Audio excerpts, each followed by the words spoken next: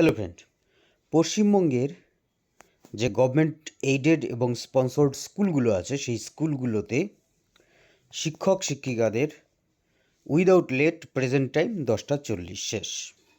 তারপর স্কুলগুলোতে গেলে সেখানে লেট অ্যাটেন্ডেন্স শুরু হয়। এবার প্রশ্ন হচ্ছে, তাহলে ওয়ার্কিং ডেজ কি 10:40 থেকে শুরু হলো, নাকি তারপর থেকে যে টাইমে ক্লাস শুরু হলো সেই টাইম থেকে? গতকালকে আপনারা বিভিন্ন পত্রপত্রিকায় দেখেছেন যে এই যে ক্লাস টাইমিং এবং ক্লাস হওয়ার যে নিয়ম, মোট যে সময়, সেই নিয়ে রিপোর্ট বেরিয়েছে এবং শিক্ষা দপ্তরেও কিন্তু তৎপরতা চলছে।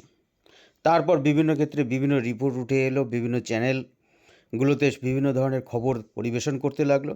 সে নিয়ে গতকালকে আর ভিডিও করিনি, কারণ কিছু তথ্য সংগ্রহ করতে হতো। এবার প্রশ্ন হলো যে তাহলে শিক্ষক শিক্ষিকাদের যে স্কুলে উপস্থিতি 10:40 তার থেকেও কি এগোবে?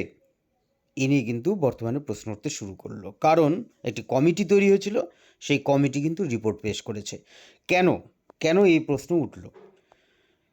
যে আর রাইট টু এডুকেশন যে 2009, সেই ক্ষেত্রে যদি উচ্চ মাধ্যমিক স্কুলগুলো যদি প্রাইমারি বাদে, প্রাইমারিতে 800 ঘন্টা এবং উচ্চ মাধ্যমিকে পর্যন্ত অর্থাৎ ক্লাস 5 থেকে তা হচ্ছে 1000 ঘন্টা, এই সময় স্কুলগুলোতে পড়ানো হবে। কিন্তু মধ্যশিক্ষা পর্ষদের এর আগের বছরে যদি আপনারা দেখেন একাডেমিক ক্যালেন্ডার, সেখানে কিন্তু আছে যে ওয়ার্কিং আওয়ার সেটা হচ্ছে 1162 ঘন্টা। তাহলে নিশ্চয়ই রাইট টু এডুকেশন যে বিল আছে সেখানে যে উল্লেখ করা আছে তার থেকে বেশি। সেই অনুযায়ী ক্লাস হওয়ার কথা 218 থেকে 220 দিন। সুতরাং যে নিয়ম, সেই নিয়ম অনুযায়ী কিন্তু সম্পূর্ণ সঠিক। এবার দেখা দিচ্ছে কতগুলো জায়গা যে কি স্কুলগুলোতে টিফিন টাইম, প্রেয়ার টাইম, এই সমস্ত ক্ষেত্রে তাদেরকে এই ওয়ার্কিং অর্থাৎ যে পড়ানোর যে সময়, সেই সময়ের মধ্যে আনছেন না। কারণ হিসাবে বিভিন্ন তথ্য তুলে ধরেছে যে প্রেয়ারের সময় সমস্ত শিক্ষক শিক্ষিকারা থাকেন না, এরকম, যদিও সেগুলো আজগুবি।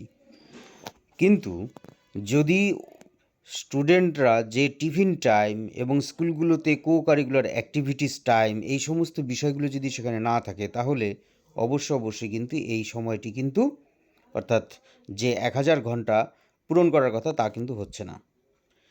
এবার দেখা যাচ্ছে যে 218 থেকে 220 দিন ক্লাস নেওয়ার কথা, সেক্ষেত্রে ক্লাস হচ্ছে 150 দিন। এর কারণ কি?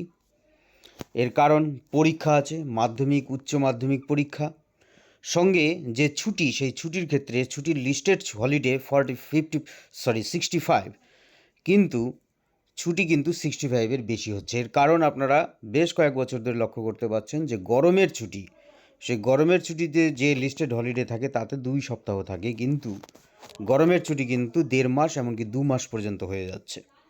সেক্ষেত্রে এই যে ওয়ার্কিং ডেজ, সেই ওয়ার্কিং ডেজ কিন্তু সেখানে কম হচ্ছে। এবার এখানেই যে এই ওয়ার্কিং ডেজ বৃদ্ধি করার জন্য এভাবে না ঘুরিয়ে পরিষ্কার করে যে গরমের ছুটি একটি নির্দিষ্ট দিন সংখ্যা স্থির করে যদিও কিছুটা যদি বাড়ানো যেত, তাহলে সেটা সমস্যার সমাধান হতো। কিন্তু এবার সেই যে সময় ওয়ার্কিং আওয়ার, সেটিকে সামঞ্জস্য রাখার ক্ষেত্রে সুপারিশ হয়েছে যে ক্লাসগুলোতে সময় আরও বৃদ্ধি করার, অর্থাৎ যেটা 10:40 থেকে এখন শিক্ষক শিক্ষিকাদের উপস্থিতি, তা হয়তো বা কিছুটা আগে করার সম্ভাবনা, কিন্তু সেই সুপারিশ হলেও শিক্ষা দপ্তর কিন্তু এ নিয়ে এখনও পর্যন্ত কোনো উচ্চবাচ্য করেনি এবং কিছু জানায়নি। তবে আগামী কয়েকদিনের মধ্যেই এই একাডেমিক ক্যালেন্ডার প্রকাশিত হবে, যেখানেই জানা যাবে যে শিক্ষক শিক্ষিকাদের ওয়ার্কিং আওয়ার শুরু হচ্ছে কয়টা থেকে। ধন্যবাদ।